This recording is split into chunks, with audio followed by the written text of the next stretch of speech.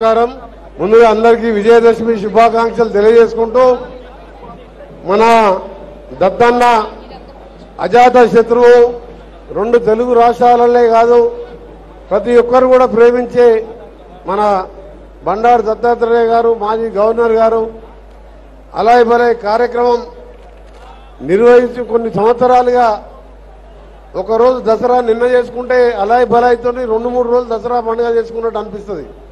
అలాంటి అజాత శత్రువు దత్తాత్రేయ గారి పిలుపు మేరకు ఇచ్చేసిన పెద్దలు గౌరవనీయులు వెంకయ్య నాయుడు గారికి, మాజీ చీఫ్ జస్టిస్ రమణ గారికి, అలాగే వేదికపైన నాగార్జున గారికి, వేదికపైన అందరు ఎంపీలకు, ఎమ్మెల్యేలకు, కేంద్ర మంత్రులకు అందరికీ కూడా నమస్కారాలు తెలియజేసుకుంటూ మీ అందరికీ కూడా మంచి జరగాలని, చెడుపై విజయం సాధించే విధంగా విజయదశమి రాబో కాలంలో అందరం కూడా దేవుని దయ వల్ల సుఖ సంతోషంతో ఉండాలని, మరీ ముఖ్యంగా మా దత్తాత్రేయ గారు నిండా 100 ఏళ్లు ఆరోగ్యంగా ఉండాలని, వారి వారసత్వంగా విజయలక్ష్మి గారు కూడా ఈ కార్యక్రమాన్ని ఎంతో ఘనంగా నిర్వహిస్తున్న వారికి ఆ దేవుని ఆశీర్వాదం ఉండాలని, పార్టీలకు అతీతంగా ఇన్ని వేల మంది ఈరోజు దసరా తెల్లారే వచ్చిందంటే దత్తాత్రేయ గారికి ఎంత అభిమానం ఉందో దీన్ని బట్టే అర్థమవుతుంది.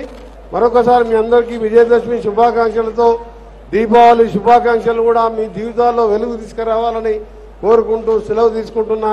అందరికీ నమస్కారం. ధన్యవాదాలు సార్. ఇప్పుడు రాష్ట్ర గవర్నర్ గారైనటువంటి శ్రీ విష్ణుదేవ్జీని ప్రార్థిస్తున్నాం. ఈ అలయ్ బలయ్ కార్యక్రమం ఉద్దేశించి మమ్మల్ని ఆశీర్వదించవలసిందిగా వారిని కోరుతున్నాం. శ్రీ గవర్నర్ గారిని.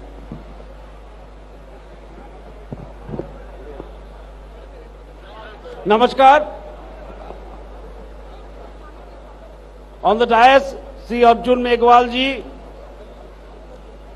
Minister Government of India, Sri Bandaru Dattatreya ji, former Governor of Haryana, Sri Vidyasagar Rao ji, former Governor of Maharashtra, Sri N.V. Ramana, former Chief Justice of India, Major General Ajay Mishra, GOC, Telangana and Andhra sub-area, respected members of Parliament, distinguished guests, eminent personalities, beloved people of Telangana, a very warm and heartfelt good morning to one and all. It is with profound joy and gratitude that I stand before you today at this extraordinary celebration of Alay Balay. The vivacity and spirit of this gathering evoke an inspiring sense of unity and joyous togetherness, a testament to the enduring essence of our Indian festivals.